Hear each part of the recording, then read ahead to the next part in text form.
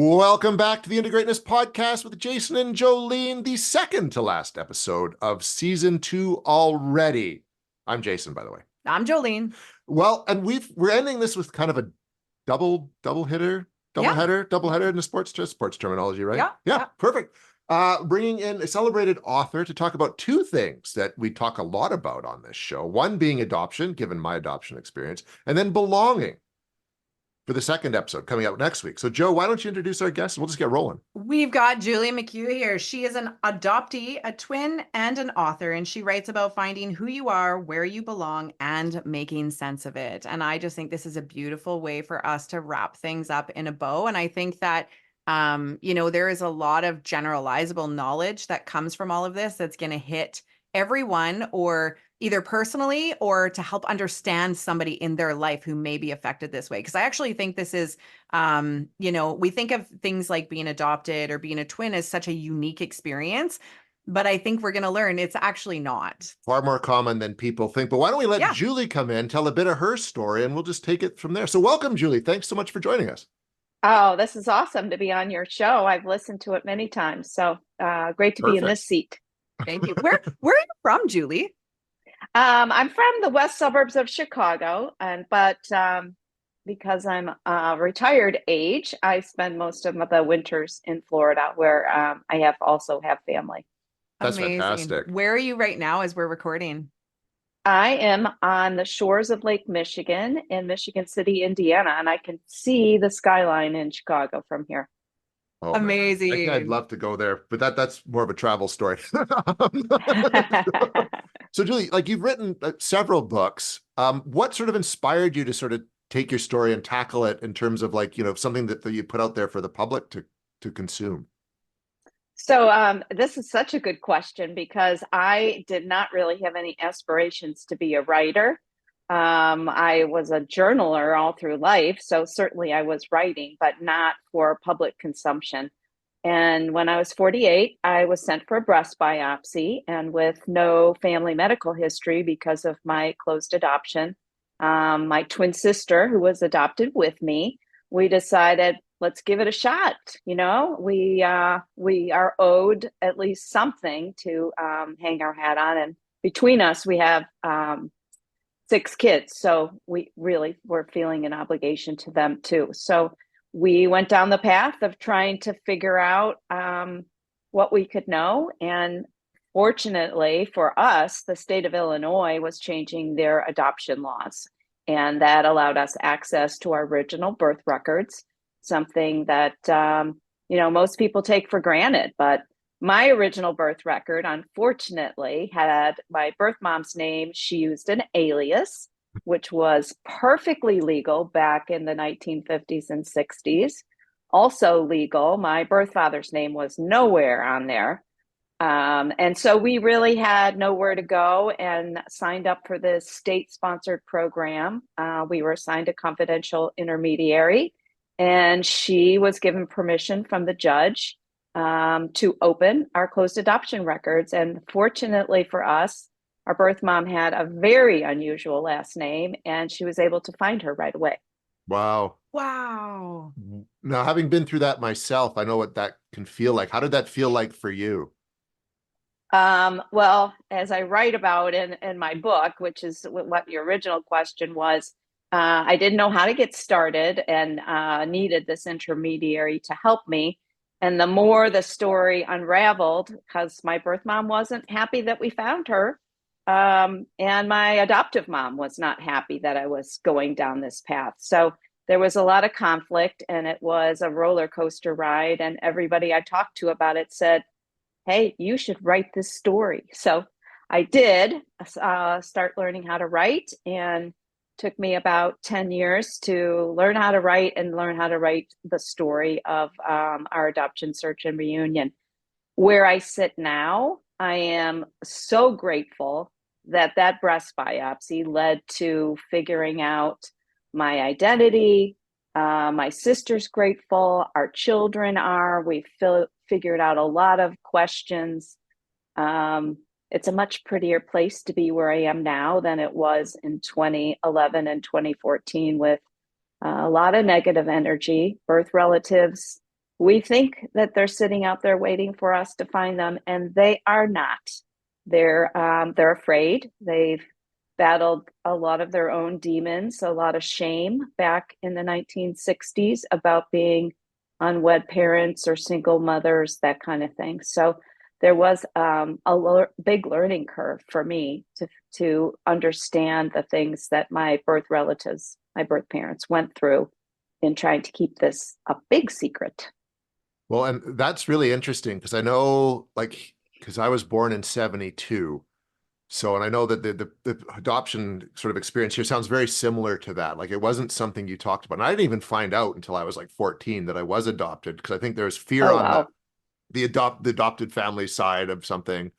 Um, but I know that my birth mom, she reached out apparently several times to get a hold of me, but none of those contacts got to me, which Mm. was interesting. Um, Growing up, I know I felt like, even though I was very loved in the family, I always felt something was off. Like, I was a bit different than everyone else in the family. Did you sort of find that yourself, but not really know why at first? Or Oh, absolutely. That, I just really felt, I love my parents and they were good parents, but I don't think that my mom understood my sister and I. The unique thing about being a twin and being adopted is, even though you've got this confusion about your identity and where you came from and why the heck people placed you for adoption, what was the story behind that? Nobody knew. I had this person, a full sibling, who I looked like, acted like, and we were our own little pod, the two of us. In fact, my adoptive mom said to us one time, I just can't get in between you two. And, I think even if she was our biological mom, she wouldn't have been able to. That bond between my sister and I is just an amazing thing. I'm astounded by it now, even at my age, because we still do weird stuff like show up in the same outfit Yes. or the same shoes. And our husbands just kind of look at us like, oh God, you know, we all get a I kick out of it. I love that, Julie. Again, speaking as somebody who has identical twins who have very much individuated, they express themselves very differently visually, but what they have is something like no other. Even somatically, they feel each other's pain and ailments at times too. But what's highlighted there for me, and both you and Jason talk about this, and I'll just reference, my ex-husband was adopted. And when we had our first child, he went through the process of finding family, and thank goodness for Facebook and a unique last name and location, he was able to find a family member, actually an uncle, who started telling the story of he's never connected with his biological mom. But that story and learning all of that, I got to witness that, right? And it was very similar to this in terms of even people in my office, the wounds of not only the biological parent and what they're bringing as their insecurities or wounds and traumas of giving up at adoption and what they were experiencing, but so many wounds of the parent who adopted.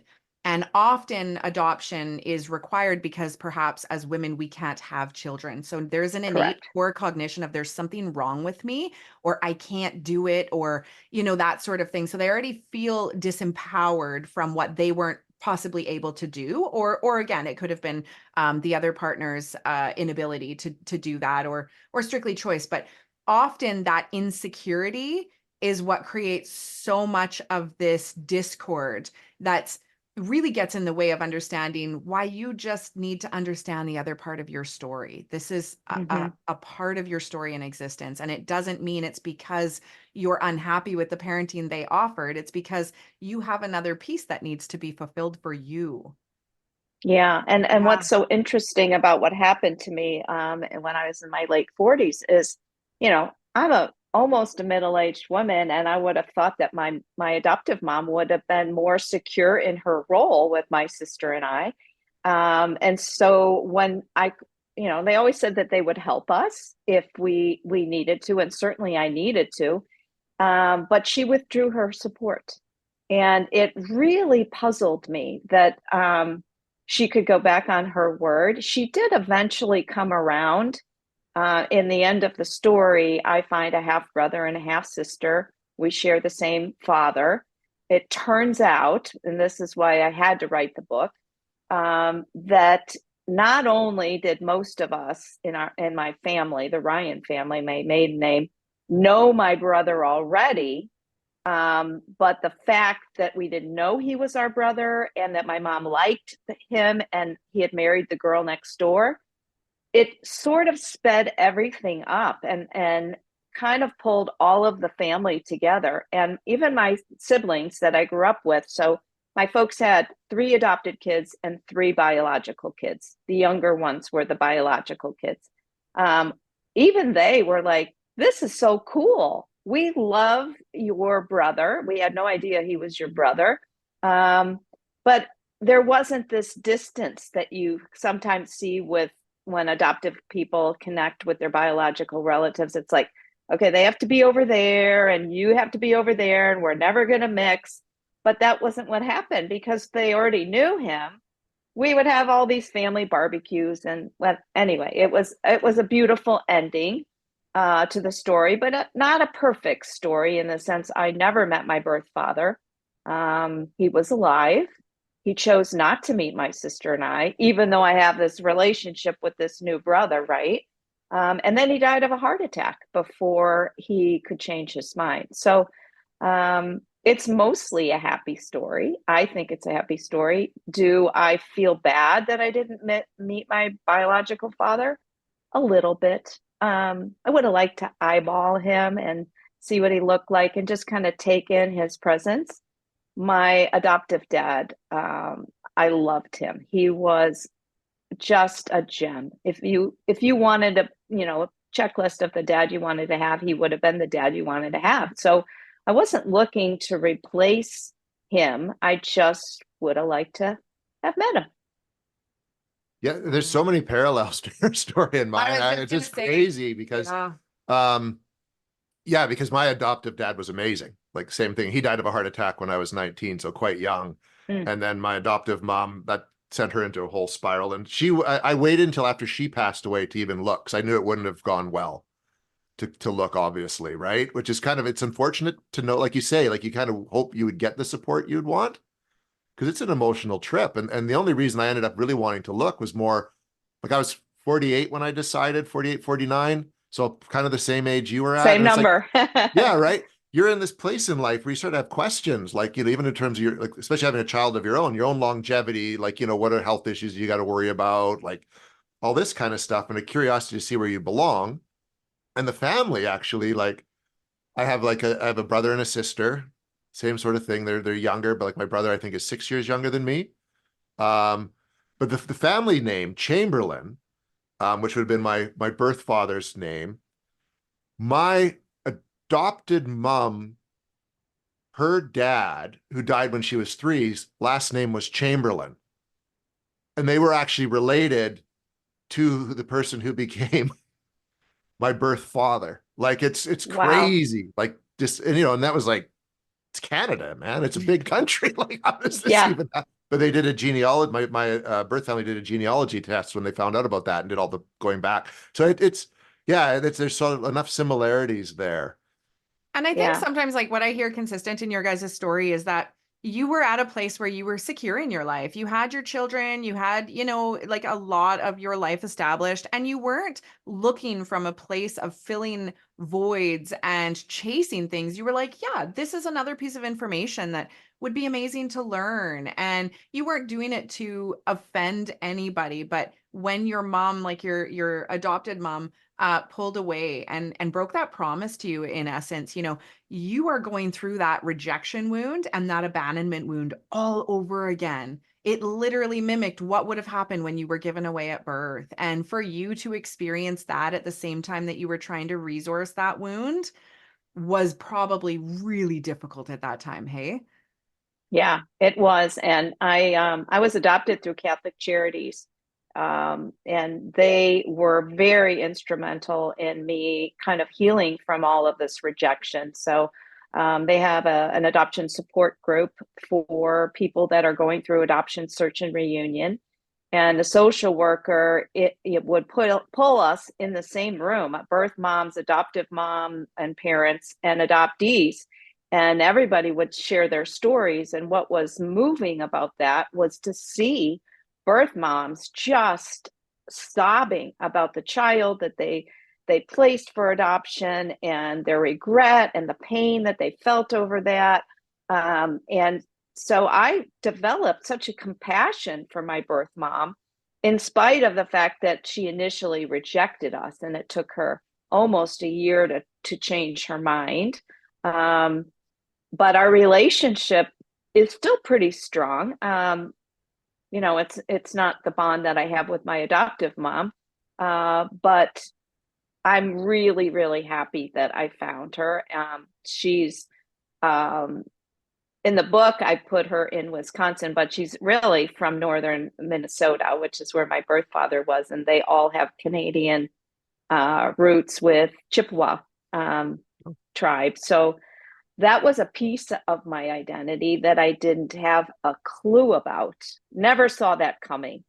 And it's been an interesting thing as I've gotten older to realize, wow, this is a whole culture that I'm part of, but I didn't know, and I'm not connected to it. So I'm still trying to figure out how I feel about that, being denied that a very important piece of information about my identity.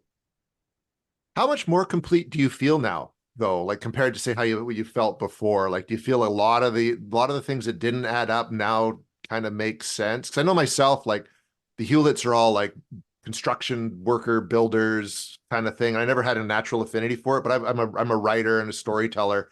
And I found out that's like, my birth mom's very much a writer and a storyteller. I have an interest in the paranormal, and so does she. Like things that just make a lot more Yeah. sense now for me. You found the same? Definitely. So I have a lot of spiritual voices and things that visit me every once in a while, and visions, if you would. And in talking with my birth mom, she was explaining about her family and where they came from, and that runs in the family. So some of those things I didn't feel so weird. Twins also run in her bloodline, so I'm really shocked that I don't have any twin grandkids yet, but I feel so much more complete. In fact, I wrote an essay about a friend of mine had asked me, what's the happiest moment of your life? And I really thought about it in our conversation, and I said, you know what, I'm not going to say what everybody else says, which is when you hold your child or your children for the first time, or you get married.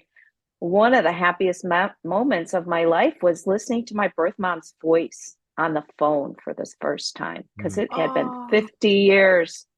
Just hearing her voice, I didn't know if I was ever going to get to meet her, which I did, but hearing her voice was just almost crippling. It was all that fantasy and that buildup, and then it was happening. And so it really is a self-actualizing moment to figure out what all those little secrets that were denied. Her voice was wired into your core, though, Julie. So your nervous system was literally like created in her womb. You heard her voice during your incubation period, right? Right. So that is the frequency that your nervous system was accustomed to. So that became your safe, your home, your familiar. That was the first thing that you regulated with from your existence. And then you come earthside and you never heard it again. No, So she never saw us or held us. So that yeah, is a true sense of coming home. Wow. Wow. So Love not that. only was it the cognitive and emotional framework of everything you had imagined and worked up to, it was also your body's response. Like that has nothing to do with the mind. That entirely has to do with all of the like neuron reactions within your body. Yeah. That's so powerful. That's really neat. It is. That's something I never thought of either. Like, you'd get that as a mother's perspective. That's that's where the nervous system comes from. So that's Oh. yeah. Have you been back to the land? Because when you talk about, was your mom the one of Indigenous roots? They both were. They both were. They both were. They were some different tribes. My birth mom also had Cree Indian also. I've done a lot of research about my family, and certainly my brother, who is 1/4 Chippewa, which means that I'm close to that. He's given me all the genealogy, and I would like to go up to Detroit Lakes, which is where my birth dad was from. He lived right outside the reservation there, so it's on my Wow. list to do. Yeah, I would not be surprised if you had a similar feeling to when you heard mom's voice, because your connection to the land is so much more profound through those ancestral roots. And especially when you say, like, I have voices and visions come to me, right? These are like the ancestral communication strings, the callings, right? That no matter where you are, you were getting these callings back in a sense. I Yeah. wonder, I really, when you decide to do that, please, like, I want to follow that part of your journey, because and imagine, like, you very much appear a white woman in North America, right? So to be exploring this, it's gonna potentially highlight another part of your I don't belong, the othering piece, right? That you Mm. may have felt as an adoptee. Now you're gonna potentially feel that from a cultural, racial standpoint.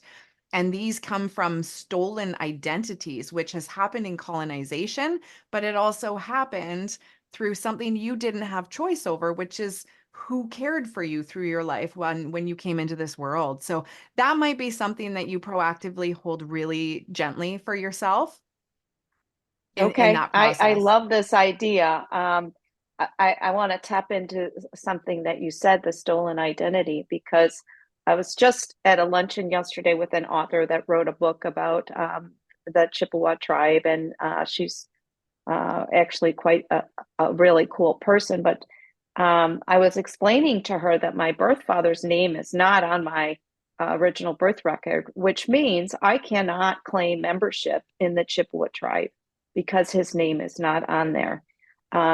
And so it's another one of those lack of belonging things. I don't belong because I don't have this proof. But because my brother and I did DNA analysis, she was explaining to me that some tribes will honor the DNA test, the positive test, and give you like a provisional membership. So it's something that I'm going to explore. And I'm excited about that because maybe it's all going to work out and I'm going to feel better about A- that And not remember, belonging. provisional membership and that kind of stuff, that's white man legislation. That is, again, Yeah, that is not your sense of belonging, right? Like, the right. fact that if you truly want to be connected to your roots, and your brother can help be the bridge to that, and they love and accept and mentor you through cultural practice, and you have your own rite of passage with them, I mean, fuck what the legislation says, right? Yeah. Like, at that point, who gives a shit? It's a last name on a piece of paper or whatever. If you get that feeling you had when you heard your mom's voice, and you feel this sense of belonging, which we are going to get into in the next episode with you, of identity and belonging, right? That's your answer right there. You don't need to prove that to anybody, right? And I just think that that will be such a beautiful process. You just have a knowing for, you know where you sit, like, you know where you land at that point. That's Thank neat. you. I love Yeah. that. Yeah. I guess sort of as a kind of a wrap-up question for this segment here, Julie, what advice would you give to someone who does want to track down, who was adopted and wants to kind of look into their history and try to track down their birth family? Because I know I just kind of winged it, it's much the same way that you did. What would you say to people who are maybe thinking about going on this road that we did? Well, for sure, connect to people, whether it's on Facebook or Instagram. There's a lot of Facebook groups with adoptees and of all ages, closed adoption adoptees like me, or open adoption adoptees. There's a lot of groups that you can connect to listen, hear what other people have done, and know what the pros and cons are. I mean, it's not for the faint of heart. It's definitely something that you consider what could happen. It could trigger a lot more rejection, abandonment issues. So prepare yourself in the best way. My book that I wrote, Twice a Daughter, is kind of a how-to of a lot of things that were mistakes and roadblocks that I ran into and how I got around them. So, for example, my birth mom gave me sort of the right name for my birth dad, but not not the right name. The last name was a little bit Jimmy rigged. And so I couldn't find him.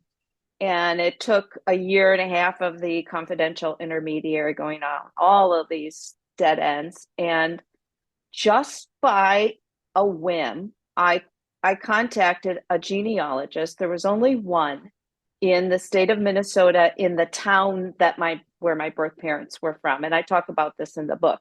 It turns out that genealogist was also adopted. She knew exactly what to do. And she literally parked herself in the city directory office because she knew the people, because she was doing this for other people. And she came back to me and she said, "You don't have the right name. And I think it's this guy.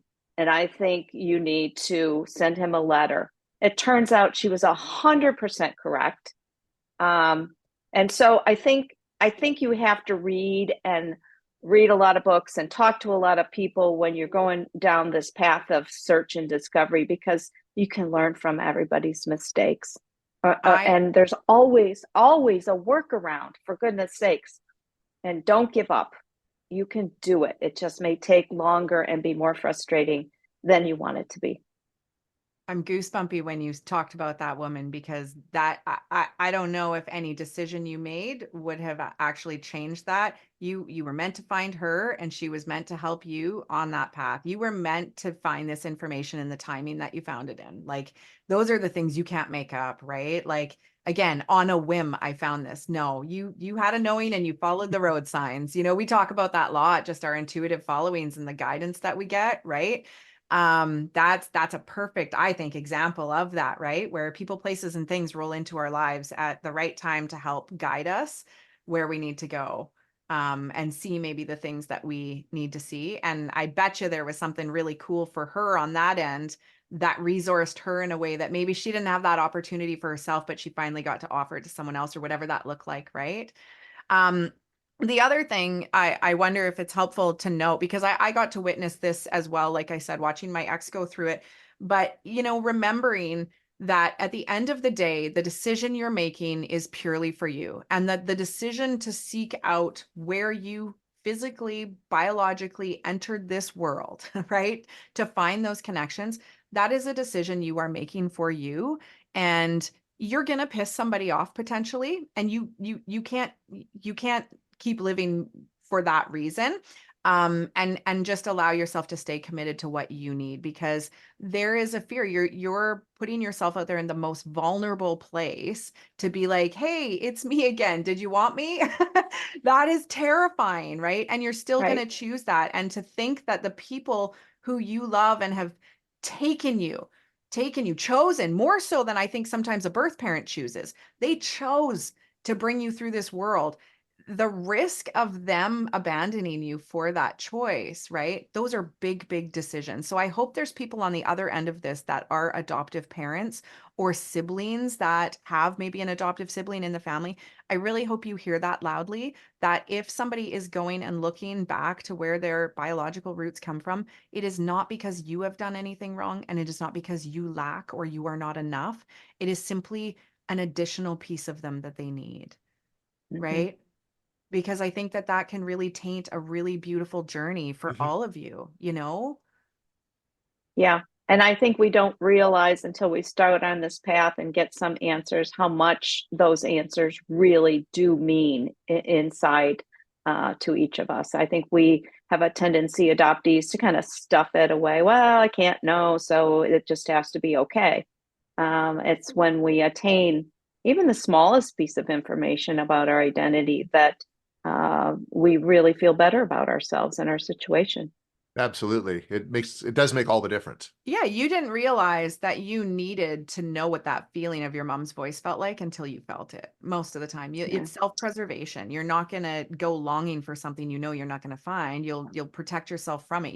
Even Jay, looking at you, and like, you and your brother are pretty similar. You even wore the same pants, same like the pants, same shirt outfit combo to a celebration of life, and we looked at each other, and it was just like, of course. Right? Yeah, And I nice. yeah, I remember when my ex had said, like, and he felt very loved by his family and his cousins and stuff growing up.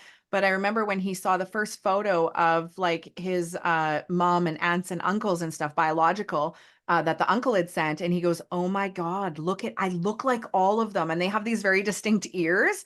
And he's like, "I look like everybody." And that moment, I remember seeing that and being like, whoa, profound, right? He didn't know there was a lack of belonging until he knew where he belonged in that sense, right? It would be like if you're a monkey being raised by whales and you finally see a bunch of other monkeys, like, whoa, there's more knees, right? So really just Yeah. like, recognizing just the power and the value of what that offers us when we have it, and why would we want to deny somebody of that, purely based out of our wounds and insecurities or whatever those things be. So, yeah. Wow. So Julie, because we're out of time on this one, where do people find you, and what is the title of the book again that specifically deals with adoption? You can find me on juliemcgueauthor.com. And I've got 2 books out. Twice a Daughter is the book about the search for my birth relatives. And Belonging Matters is a collection of essays about adoption and family and kinship. And then I have a third book coming out in February that my readers were like, we want to know more about what it was like for twins to grow up and be adoptees. So I wrote that story. A lot of family secrets get unveiled, some that I didn't even know about till I started digging, and that comes out in February. That's fantastic. I'm I excited for know. that. Oh, that's amazing. And honestly, one of the coolest things to hear from you is I wasn't a writer and I didn't aspire to be a writer. And I love that, because I have writing a book on my bucket list and I did not aspire to be a writer. But what I love is sharing stories and equipping other people. And what do we do when we're looking for more? We look to others who have been down that path. And one of the ways to pass that on is through story. And I wonder if your Chippewa roots and narrative dialogue and carrying of the stories is really what you're being called to do through a lot of that. So I feel a lot of connection in that area for you, which is amazing. And that's the world that we live in. We have this beautiful ability to give written history now instead of just verbal. So that's so cool that you allowed yourself to go into terrifying territory of like, how do I write a book? Right? Yeah. So Well, I think you just gave me the idea for my 4th book, yeah, Claiming My Cultural Identity.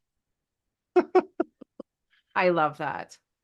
All right. Well, Julie, thanks for joining us on this episode. You're coming back next week to talk belonging. Until then, I am Jason, I'm Jolene. and we'll talk to you again next week.